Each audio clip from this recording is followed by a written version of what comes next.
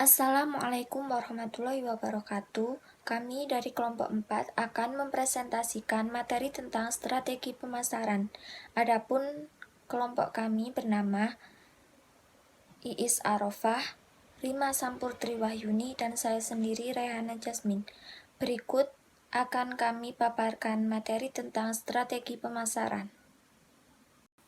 Pengertian pemasaran menurut Kotler.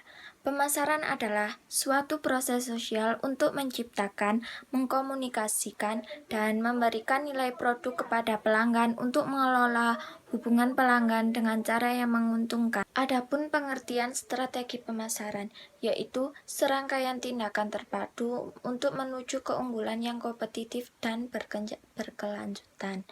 Yaitu tujuan akhirnya dari strategi pemasaran adalah kepuasan pelanggan yang sepenuhnya atau total customer satisfaction, yaitu caranya dengan menciptakan, menawarkan, dan secara bebas mempertukarkan produk atau nilai dengan pihak lain. Contoh dari pemasaran yaitu ada need atau kebutuhan, want keinginan, dan demand adalah permintaan. Jika kebutuhan dan keinginan akan menimbulkan permintaan. Adapun 3 cara untuk mengembangkan strategi pasar, yaitu yang pertama segmenting. Segmenting adalah upaya memetakan pasar atau sasaran program dengan memilah-milahkan konsumen sesuai persamaan di antara mereka. Pemilihan ini biasanya berdasarkan usia, tempat tinggal, penghasilan, gaya hidup, atau bagaimana cara mereka mengkonsumsi produk. Yang kedua, targeting. Setelah memetakan pasar atau sasaran program, tahap targeting seperti namanya adalah membidik kelompok konsumen mana yang akan kita sasar. Dan yang ketiga yaitu positioning. Positioning apabila target pasar atau sasaran program sudah jelas. Positioning adalah bagaimana kita menjelaskan posisi produk kepada konsumen. Apa beda produk kita dibandingkan dengan kompetitor dan apa saja. Menurut Don S.E. Switch, positioning adalah bagaimana untuk meningkatkan sekaligus menempatkan produk yang kita buat terhadap pesaing kita dalam pikiran konsumen. Dengan kata lain, positioning dipakai untuk mengisi dan memenuhi keinginan konsumen dalam kategori tertentu. Lingkungan makro strategi pemasaran. Kekuatan utama demografis adalah populasi. Adapun 5 lingkungan makro diantaranya, yang pertama lingkungan demografis di suatu tempat, yang kedua lingkungan ekonomi, yang ketiga lingkungan sosial budaya, yang keempat lingkungan politik, dan yang kelima lingkungan politik dan hukum. Yang pertama lingkungan demografis di suatu tempat meliputi distribusi usia, bauran etnis, dan tingkat pendidikan. Yang kedua, lingkungan ekonomi adalah faktor-faktor yang mempengaruhi daya beli dan pola pengeluaran konsumen. Suatu bangsa mempunyai tingkat dan distribusi pendapatan yang sangat beragam. Sejumlah negara mempunyai ekonomi subsisten, negara mengkonsumsi hasil pertanian dan industrinya sendiri. Negara-negara menawarkan peluang pasar yang kecil, atau ekonomi industri menawarkan pasar yang kaya untuk berbagai jenis barang yang berbeda. Yang ketiga, lingkungan budaya terdiri dari institusi dan kekuatan lain yang mempengaruhi nilai dasar, persepsi, selera, dan perilaku masyarakat. Manusia tumbuh dalam masyarakat tertentu yang membentuk keyakinan dan nilai dasarnya. Karakteristik budaya yang mempengaruhi pengambilan keputusan pemasaran adalah keteguhan pada nilai-nilai budaya dan perubahan dalam nilai budaya sekunder. Yang keempat, lingkungan alam. Lingkungan alam memperlihatkan kekurangan potensial dari bahan baku tertentu, biaya energi yang tidak stabil, tingkat populasi yang meningkat, dan gerakan hijau yang berkembang untuk melindungi lingkungan. Dan yang terakhir adalah lingkungan politik dan hukum, yaitu keputusan pemasaran sangat dipengaruhi oleh perkembangan-perkembangan dalam lingkungan politik. Lingkungan politik terdiri dari hukum, badan pemerintah, dan kelompok LSM yang mempengaruhi atau membatasi berbagai organisasi dan individu di dalam masyarakat tertentu. Materi selanjutnya akan diteruskan oleh Mbak Iis Arofah. Silakan. Saya akan menjelaskan tentang lingkungan makro. Yang pertama adalah FAD atau viral. FAD adalah sesuatu yang tidak dapat diperkirakan, berumur pendek, dan tanpa signifikansi sosial, ekonomi, dan politik. Dapat dikatakan juga situasi yang tidak dapat diprediksi terjadi untuk jangka pendek, tanpa menunjukkan adanya signifikansi bagi perusahaan baik secara sosial maupun ekonomi. Salah satu contoh produk yang termasuk ke dalam FAD adalah jam tangan yang menyala, sepatu yang menyala, atau sepatu yang berbunyi karena produknya saat ini sudah tidak lagi diminati. Yang kedua adalah tren. Tren adalah arah atau urutan kejadian yang mempunyai momentum. Tren lebih mudah diperkirakan dan lebih berlangsung lama dibandingkan FAD. Salah satu contoh produk yang termasuk ke dalam tren adalah mode pakaian remaja saat ini yang beradaptasi dari mode pakaian remaja pada tahun 70-an. Saat ini hampir di seluruh dunia mode pakaian tersebut banyak diminati remaja. Yang ketiga, megatrend. Megatrend adalah suatu perubahan besar dalam sosial, ekonomi, politik, dan teknologi yang lambat terbentuk, dan setelah terjadi perubahan tersebut dapat berpengaruh dalam jangka waktu yang lama. Contoh produk yang termasuk ke dalam megatrend yaitu akses internet dan media sosial. Strategi pemasaran di mata penjual. Yang pertama, produk yang bermutu, contohnya produk yang sudah disortir dan sudah dipilih sesuai dengan mutu dan kualitasnya. Yang kedua, harga yang kompetitif. Penerapan harga kompetitif adalah strategi penetapan harga di mana perusahaan menggunakan pesaing atau rata-rata industri sebagai benchmark untuk menetapkan harga. Mereka mungkin akan menetapkan harga yang lebih tinggi di sekitar atau lebih rendah daripada rata-rata pesaing. Jadi, tugas pertama adalah perusahaan mengumpulkan dan meneliti informasi tentang harga yang pesaing kenaikan pada produk mereka. Yang ketiga, tempat yang strategis.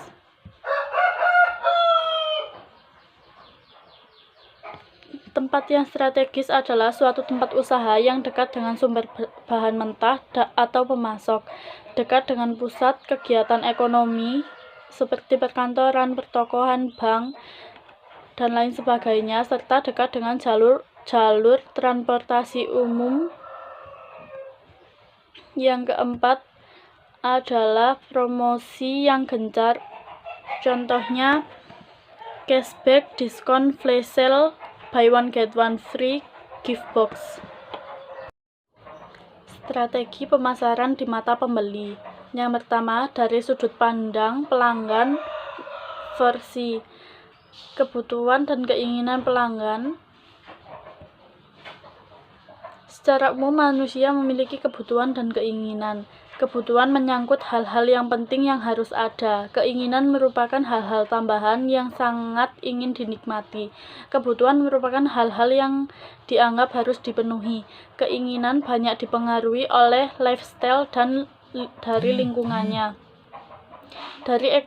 Dalam ekonomi, kebutuhan dasar dapat dipenuhi dengan barang-barang komoditas. Kita membeli beras, gula, bawang, dan lain-lain, tidak perlu menyebutkan merek. Untuk kebutuhan di tingkat yang lebih tinggi, orang sudah mulai memilih merek, misalnya sabun, sampo, handphone, komputer, dan seterusnya. Keinginan juga erat kaitannya dengan pemilihan brand atau merek yang dipilih. Karena itu, pemegang merek berusaha mengasosiasikan mereknya dengan suatu gambaran tertentu, misalnya kemewahan. Yang kedua adalah biaya pelanggan. Yang ketiga adalah kenyamanan. Kenyamanan adalah suatu kondisi perasaan seseorang yang merasa nyaman berdasarkan persepsi masing-masing individu. Sedangkan nyaman merupakan suatu keadaan telah terpenuhi kebutuhan dasar manusia yang bersifat individual akibat beberapa faktor kondisi lingkungan. Yang ketiga, komunikasi. Komunikasi atau communication dipahami sebagai proses penyampaian informasi atau pesan oleh seorang komunikator kepada komunikan melalui sarana tertentu dengan tujuan dan dampak tertentu pula. Market scope strategi atau strategi lingkup pasar. Yang pertama, single market strategi. Yang kedua, multi market strategi. Yang ketiga, total market strategi. Apa itu strategi pasar total? Strategi pasar total adalah melayani seluruh spektrum pasar dengan menjual produk yang berbeda di setiap segmen pasar. Persyaratan untuk strategi pasar total adalah kombinasi kerja dari kombinasi harga, produk, promosi, dan strategi distribusi di segmen pasar yang berbeda, bersama dengan komitmen. Tempat yang strategis adalah suatu tempat usaha yang dekat dengan sumber bahan mentah atau pemasok, dekat dengan pusat kegiatan ekonomi seperti perkantoran, pertokohan, bank, dan lain sebagainya, serta dekat dengan jalur transportasi umum.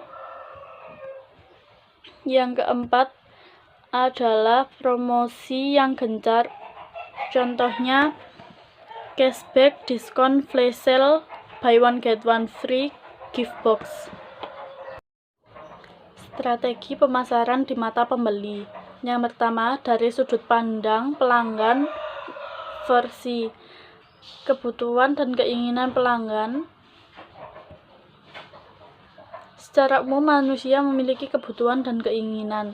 Kebutuhan menyangkut hal-hal yang penting yang harus ada. Keinginan merupakan hal-hal tambahan yang sangat ingin dinikmati. Kebutuhan merupakan hal-hal yang dianggap harus dipenuhi.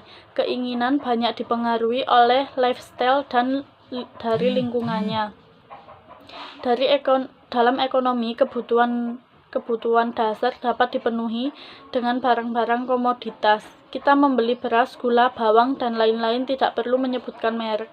Untuk kebutuhan di tingkat yang lebih tinggi, orang sudah mulai memilih merek, misalnya sabun, sampo, handphone, komputer, dan seterusnya. Keinginan juga erat kaitannya dengan pemilihan brand atau merek yang dipilih. Karena itu, pemegang merek berusaha mengasosiasikan mereknya dengan suatu gambaran tertentu, misalnya kemewahan. Yang kedua adalah biaya pelanggan. Yang ketiga adalah kenyamanan. Kenyamanan adalah suatu kondisi perasaan seseorang yang merasa nyaman berdasarkan persepsi masing-masing individu. Sedangkan nyaman merupakan suatu keadaan telah terpenuhi kebutuhan dasar manusia yang bersifat individual akibat beberapa faktor kondisi lingkungan. Yang ketiga, komunikasi. Komunikasi atau communication dipahami sebagai proses penyampaian informasi atau pesan oleh seorang komunikator kepada komunikan melalui sarana tertentu dengan tujuan dan dampak tertentu pula. Market scope strategi atau strategi lingkup pasar. Yang pertama, single market strategi. Yang pertama, single market strategi. Yang kedua, multi market strategi. Yang ketiga, total market strategi. Apa itu strategi pasar total? Strategi pasar total adalah melayani seluruh spektrum pasar dengan menjual produk yang berbeda di setiap segmen pasar. Persyaratan untuk strategi pasar total adalah kombinasi kerja dari kombinasi harga, produk, promosi, dan strategi distribusi di segmen pasar yang berbeda, bersama dengan komitmen. Strategi memasuki pasar atau market entry strategi. Dalam bahasa Indonesia, istilah market entry ini lebih dikenal sebagai bagian dari strategi pemasaran. Pengertian secara umumnya adalah strategi yang dilakukan perusahaan untuk memasuki segmen pasar yang baru bagi produknya sesuai target market yang diinginkan. Di dalam market entry ini ada first in strategy, early entry strategy, dan laggard entry strategy. First in strategy ini di mana perusahaan berusaha sebagai pionir dengan jalan memasuki pasar sebelum perusahaan yang lain memasukinya. Jadi perusahaan harus bergerak cepat sebelum perusahaan lain memasukinya. Kemudian early entry strategy. Early entry strategy ini adalah memasuki pasar dalam langkah cepat setelah pemimpin. Di dalam early entry strategi ini kita menggunakan strategi pemasaran yang unggul dan sumber daya yang cukup kuat untuk menantang pemimpin pasar market. Karena dalam early entry strategi ini kita masuk pasar dalam langkah cepat setelah pemimpin. Kemudian laggard entry strategi. Strategi ini adalah strategi memasuki pasar menjelang akhir fase pertumbuhan atau selama fase kedewasaan. Metode masuk yang layak di dalam strategi ini adalah terdapat metode peniru, yaitu pasar dengan saya untuk produk. Kemudian ada pemrakarsa, memasuki pasar dengan strategi pemasaran yang tidak konvensional. Dalam strategi ini kita harus memiliki kemampuan riset pasar, kemampuan produksi, dan kemampuan untuk mencari strategi pemasaran yang kreatif. Kemudian ini strategi pemasaran modern. Di dalam strategi pemasaran modern ini kita harus melakukan riset. Pilih target pasar. Di dalam memilih target pasar ini kita harus melihat sasaran dari pasar kita itu. Misalkan kalau kita memiliki produk ini work it untuk usia berapa, misalkan usia anak-anak 5 sampai 13 tahun, kemudian usia remaja atau usia dewasa. Kita harus memilih target kita supaya pemasaran kita ini nanti berjalan dengan lancar. Kemudian ada prioritaskan prospek. Prioritaskan prospek ini di mana kita harus memprioritaskan prospek kerja kita supaya pemasaran kita ini berjalan dengan baik dan tidak mengecewakan hasilnya. Kemudian ada kembangkan mindset positif, berpikir dengan hal-hal positif, bangun brand produk. Di dalam membangun brand produk ini kita harus sering-sering membandingkan brand kita dengan brand-brand yang lain. Misalkan kalau kita punya satu toko kita ini menjual misalkan tanaman, kemudian kita harus rajin mencari tahu toko tanaman yang lain ini kurangnya di mana untuk kita bisa melengkapi toko kita supaya brand kita ini lebih berkualitas dari brand lain, seperti itu. Kemudian lakukan pemasaran online. Dalam pemasaran online ini kita bisa lewat Shopee, Tokopedia, banyak lah ya. Kemudian jadilah unik atau berciri khas. Buat website atau blog. Kemudian jadilah pakar atau profesional. Kemudian bangun hubungan. Di mana hubungan ini kalau kita bisa membangun hubungan baik dengan banyak orang kan, misalnya kita mudah berkomunikasi dengan banyak orang, otomatis kita akan mengenal orang-orang yang sangat banyak sehingga kita memiliki hubungan dengan mereka semua. Dan ketika kita melakukan pemasaran, mereka tahu, mereka akan langsung mengkepoui kita atau mencari tahu tentang apa yang kita jual. Kemudian beri yang pelanggan inginkan. Kita harus kemudian berikan penawaran yang sulit ditolak. Kita memberikan penawaran atau gimana kita meyakinkan seorang customer. Dalam meyakinkan customer ini kita bisa membedakannya dengan follow up 1 untuk customer yang misalkan cuek. Kita harus lebih memberikan keyakinan kepada mereka. Kemudian kalau sudah yakin kita memberikan follow up 2. Kalau lebih yakin lagi kita memberikan follow up 3, follow up 4, dan kemudian si customer ini akan membeli produk dari kita. Bangun kepercayaan. Kemudian lakukan personal banding. Dalam melakukan personal banding ini kita bisa melihat dari media sosial seperti tadi ya, atau dengan kita melihat produk dari toko lain, kita lihat produk ini apa yang kurang dan kita akan lebih melengkapi dari toko-toko yang sudah kita bandingkan. Kita melakukan personal banding. Kemudian berikan batas waktu saat promosi dan fokus dan konsisten. Jadilah produktif.